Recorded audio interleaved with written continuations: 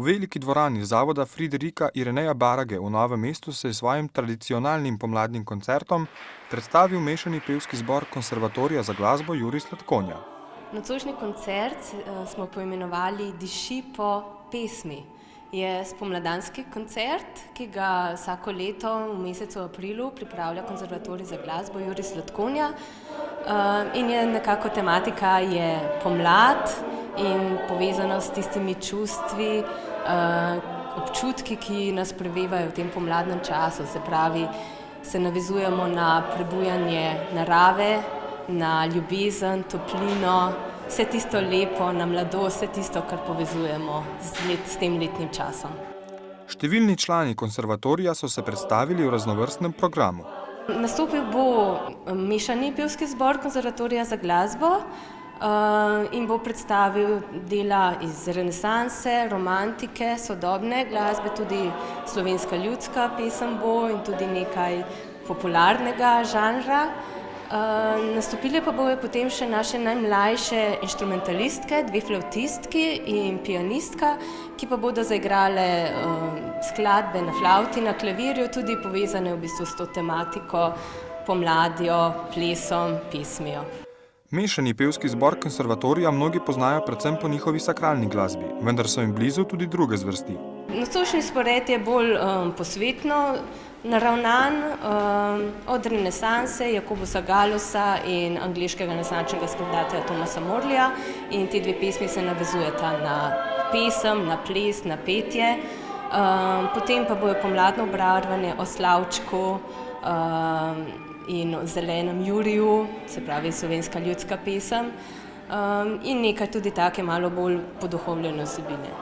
V letošnjem šolskem letu je sicer vodenje zbora prevzel Gregor Klančič, izkušen in priznani zborovodja ter organist.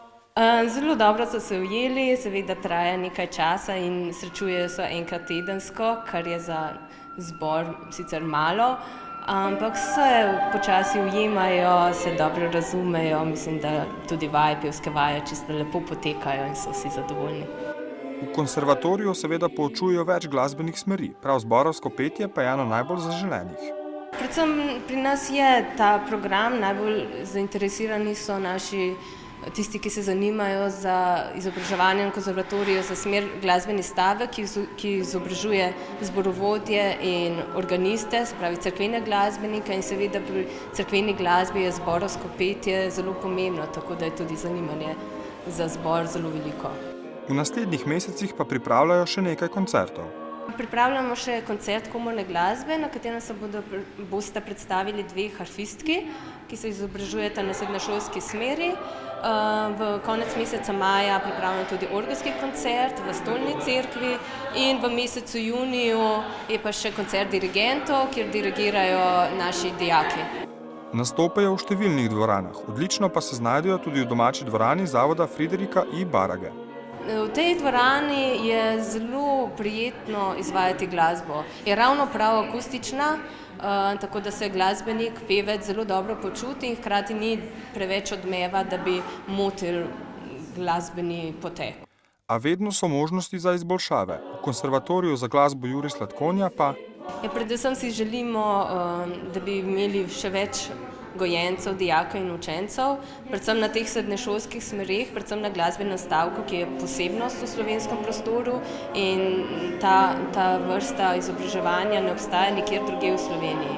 Je zelo široko, vzgaja organiste, vzgaja zborovodje, komponiste in bi si želeli, da bi bilo tukaj več interesa in da bi potem tudi zbor bil bolj številčen.